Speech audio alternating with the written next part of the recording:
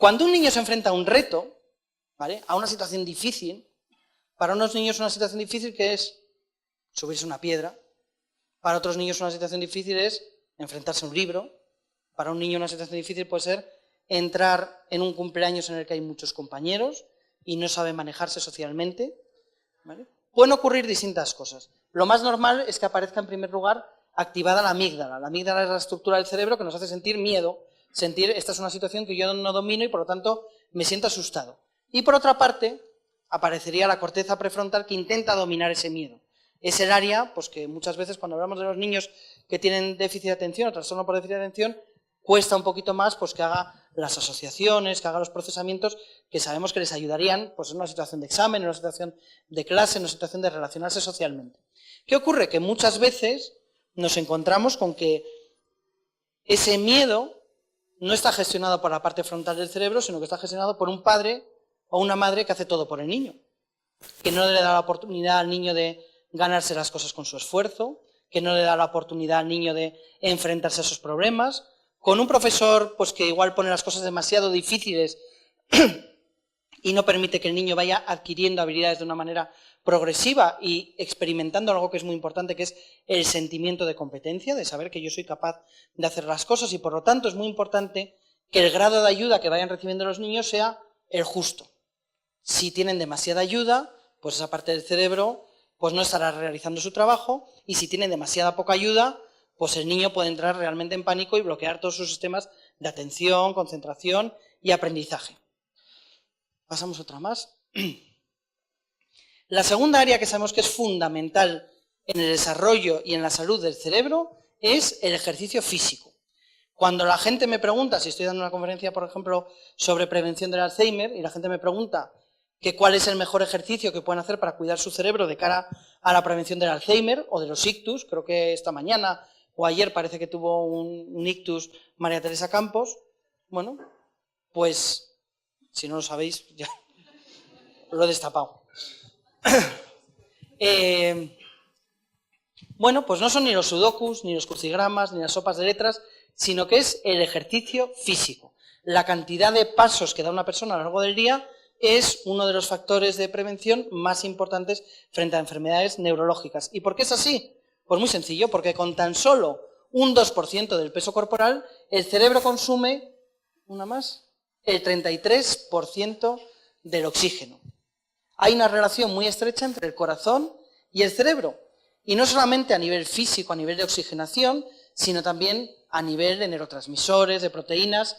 Fijaros, cuando un niño después de clase le metemos en un entorno también cerrado, por ejemplo, una actividad extraescolar, vamos directamente a casa, el niño se siente pues, bueno, que no ha tenido tiempo pues, para expandirse un poco, para correr, etc. Lo que está ocurriendo es que no le estamos dando oportunidad para que ocurra lo siguiente, que es lo que sí que ocurre cuando hace ejercicio físico. Y es que cuando hace ejercicio físico, en primer lugar, disminuye el cortisol, que es la hormona del estrés. Es la hormona que los niños desarrollan de forma natural simplemente porque están metidos en una clase con otros 20, 30 compañeros y luego están en un patio con otros 100 o 200 compañeros y eso produce cierto estrés, ¿vale? Y en segundo lugar, aumenta el BDNF. El BDNF es una proteína de factor de crecimiento trófico, es decir, que permite pues, que las neuronas se conecten entre sí con mayor facilidad. Cuando estamos ofreciendo a los niños que hagan lo que tienen que hacer, que es correr, el niño reduce el estrés y aumenta su capacidad de aprendizaje.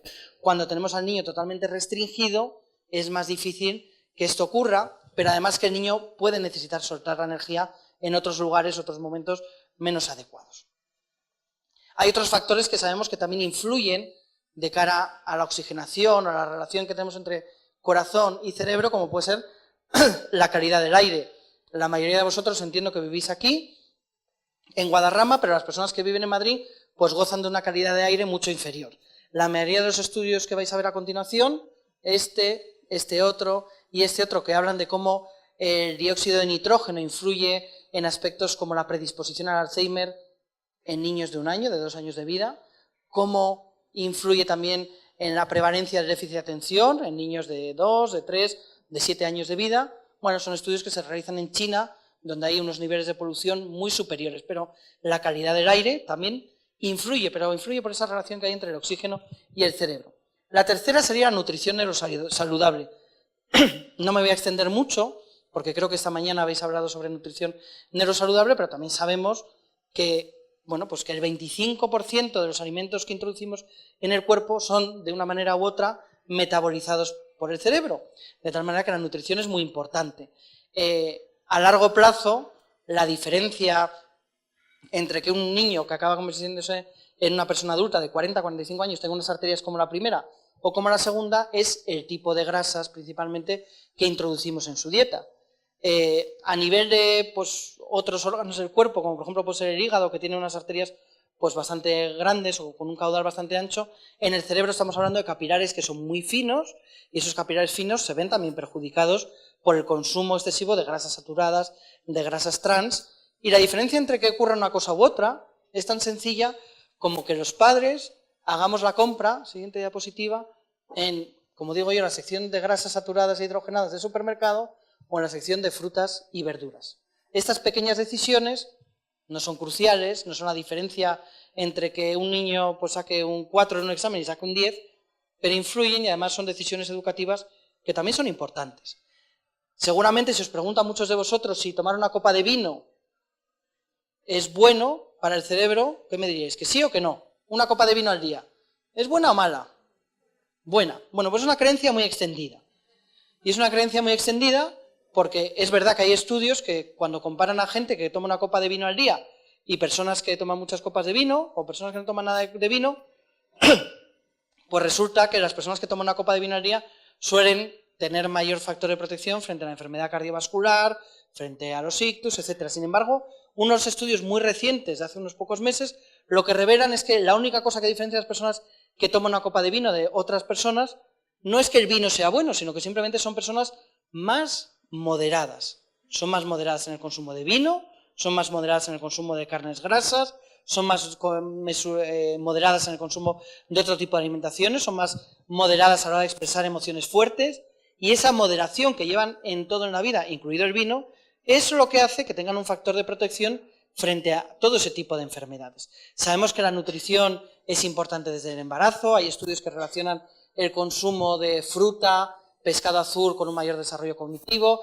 pero también es muy importante que introduzcamos verduras, harinas integrales, limitar el azúcar, evitar las conservas, y también es muy importante que comamos en familia, que el entorno de la comida, que es un entorno donde a veces es de los pocos ratos que el papá, la mamá y los niños comparten, sea un entorno libre de televisión.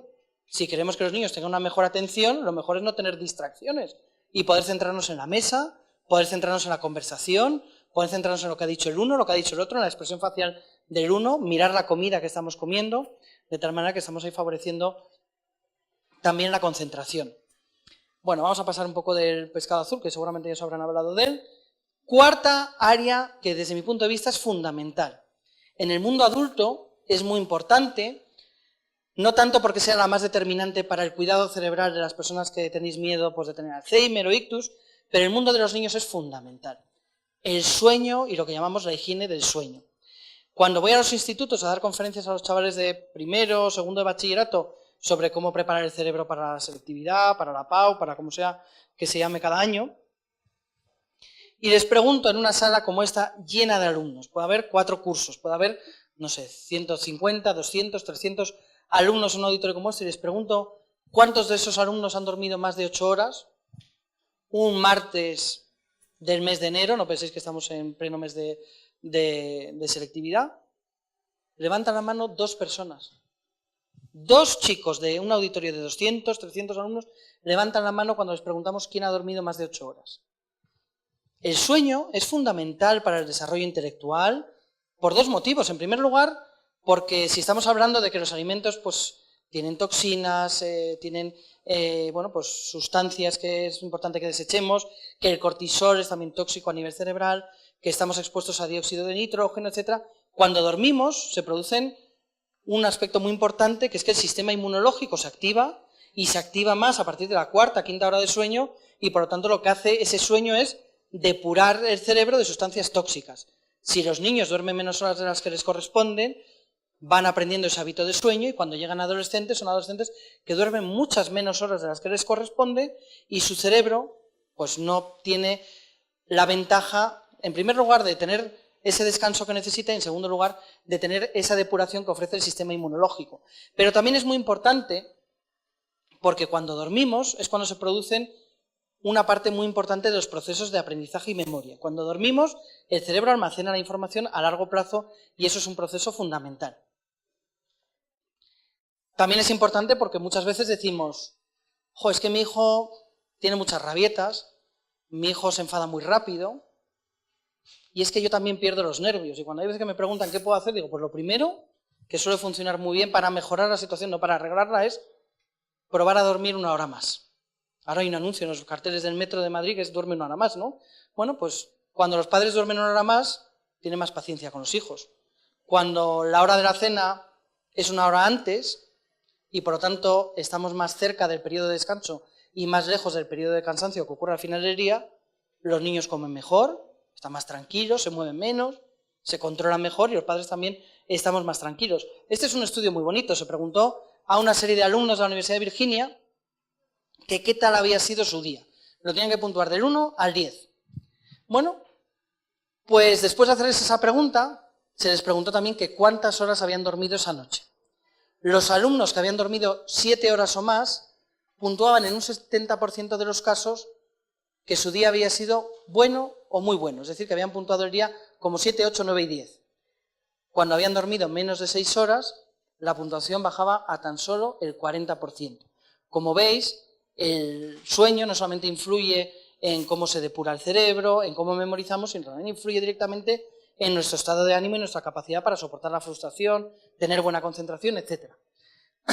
También es importante limitar el tiempo frente a las pantallas, ¿vale? Muchas veces nos encontramos con niños que desde muy pequeñitos están expuestos a un ritmo constante de pantallas, que cuando la madre entra en la panadería se queda el niño con el abuelo y le dice, toma, vas a ver los dibujos de Peppa Pig, que en cuanto llegan a casa ponen la televisión, que cuando se apaga la televisión le dejan la tablet, y cuando hay un momento para cenar, bueno, pues les dejan también la televisión. Yo siempre soy defensor de que el tiempo de pantallas tiene que estar muy limitado y aparecer progresivamente a medida que el niño tiene más autocontrol y tiene capacidad de dirigir su atención de manera voluntaria a aquellas cosas que el niño quiere prestar atención. Porque la diferencia entre el juego libre que tiene el niño pues con una muñeca o con un clic, que ya están un poco pasados de moda, pero bueno, con un Lego, es que el niño dirige la atención hacia el Lego, mientras que la pantalla, podríamos decir que roba la atención del niño, porque tiene tantos estímulos que se mueven de una manera tan rápida que es muy difícil prestar atención. Pasamos un poquito más, que esto quizás es un poco técnico. Fijaros, cuando un niño está jugando al ordenador, se pasa todo el día con el teléfono móvil, está viendo vídeos, ve una cosa, luego otra. Siguiente diapositiva. O está jugando a videojuegos, que fijaros, el videojuego está tan bien diseñado pues que este personaje le está entrando la luz de esa manera, se ilumina la pistola, la cara, parece que está en máxima tensión, aquí hay una carrera como de naves espaciales que van por un circuito y están apareciendo puntos en la pantalla, etc. ¿Qué ocurre? Bueno, pues que luego llega a clase y se encuentra con la profesora y la profesora no tiene ese brillo interior, porque es que las cosas en los videojuegos tienen un brillo interior, lo que llamamos luz azul, que retrasa el sueño, que tiene otro tipo de implicaciones, pero que el principal efecto que tiene y por lo que se usa es porque hace que todo parezca mucho más atractivo. La profesora no tiene esa luz azul que la hace parecer más atractiva, se mueve más despacio, la pizarra no es tan rápida como los videojuegos, y hay otro factor muy importante, y es que cuando un niño, por ejemplo, pongamos que una niña que se llama María, comienza a aprender a escribir su nombre, que es la primera palabra que casi todo el mundo empieza a aprender a escribir, y empieza a hacer la M, la profesora de infantil no le va a decir a ese niño, venga, muy bien María, sigue para arriba, venga, vas a llegar arriba, llegas al pico, venga, ahora para abajo, 10 puntos, venga, 50 puntos, ahora vas a subir otra vez para arriba, 50 puntos, 200 puntos, tal y cual, y cuando llega la última A le dice, has pasado de nivel. Te paso a segundo, aquí a tercero de infantil. Si aprendes a poner tu apellido, te pasamos a primero de primaria. En el mundo de los videojuegos, de la tecnología, hay dos características, que hay un refuerzo constante, un refuerzo inmediato y además hay una facilidad para conseguir siguientes niveles. Eso en el mundo de la escuela no ocurre así, y no ocurre así porque la vida real no es así y no debería ser así. Pues lo que ocurre es que ese niño pues encuentra a la profesora demasiado lenta, cuando ve un libro, pues el libro le parece demasiado esforzado por su parte, porque tiene que pasar los ojos por delante de todo, de arriba, abajo, luego la otra hoja, pasar la hoja. Y lo que es más triste, y vemos en las consultas con adolescentes, es que a veces nos cuentan las madres, los padres, es que mi hijo no le apetece estar sentado en la calle con su mejor amigo, porque es que le parece más entretenido y más estimulante subir a casa y estar chateando en una red social con 7, 8 o 9 amigos a la vez. Porque es que el mundo de las tecnologías es muy rápido, es muy intenso, se abarca todo, pero el mundo de la vida real implica que vayamos paso a paso, implica que cultivar el esfuerzo, implica cultivar, bueno, pues todas esas habilidades que hace que podamos disfrutar de tantos aspectos de la vida que también son los mismos que necesitamos para aprender, para concentrarnos, etc. Y la última área importante sería el control del estrés, el control de lo que llamamos la frustración. Esto es algo muy difícil y no solamente les ocurre a nuestros hijos, tenemos que ser conscientes que a nosotros también nos ocurre mucho gestionar el estrés. Cuando tenemos un plan, ¿a quién no le ha ocurrido esto? Cuando somos padres por primera vez. Y yo sé que a Rafa todavía no ha pasado, pero cuando los niños ya tienen 9 meses, 10 meses, un año, un poquito más, pues ya nos podemos plantear irnos una noche al cine o a tomar una cerveza con nuestra mujer, con nuestro marido, un ratito, tener un ratito sin niños, ¿vale? Y casi siempre suele ocurrir que la primera vez que lo vamos a intentar nos llama la abuela, nos llama el abuelo y nos dice, es que el niño está llorando, o es que el niño tiene fiebre. Y todos nosotros nos sentimos tremendamente frustrados. ¿Por qué? Porque no hemos conseguido eso que queríamos, eso que nos apetecía tanto. Es lógico que nos cueste sobrellevar las frustraciones porque hay muchos más circuitos aferentes desde el cerebro emocional hasta el cerebro racional que viceversa. Es decir, que la emoción empuja con mucha más fuerza que la razón, ¿vale? Cuando tomamos las decisiones más importantes de nuestra vida, como la casa que nos compramos, el coche que nos compramos, son importantes porque implican mucho dinero, pero también cuando elegimos a nuestra pareja, o si queremos tener hijos, no lo hacemos racionalmente. Si lo hiciéramos racionalmente seguramente no lo haríamos, ¿no? Porque hay muchos riesgos y sin embargo decidimos casi siempre pues, con las emociones, ¿no? Eso es muy importante que siga conservándose así, porque también para atender, para estar concentrado en clase necesitamos tener emociones. Pero os voy a contar ya para terminar un experimento que habla de esto. Este es un experimento muy conocido, ¿vale? Y es un experimento en el que Walter Miser, un investigador, les dijo a unos niños que podían comerse una golosina, pero que si esperaban 15 minutos en vez de una golosina podían esperar 2, o sea, podían tener 2 golosinas. Todos los niños entienden que 2 es mejor que 1 e intentan no comérsela. Los niños la huelen, pero no se la comen. Casi todos la tocan con la mano izquierda, que es controlada por el hemisferio derecho, que es más impulsivo, y la dejan con la mano derecha, que es la controlada por el hemisferio izquierdo, que es más racional e inhibitorio. Utilizan estrategias muy inteligentes, como comunicar los 2 hemisferios, cosa que hacemos con pacientes que tienen traumas. ¿Veis?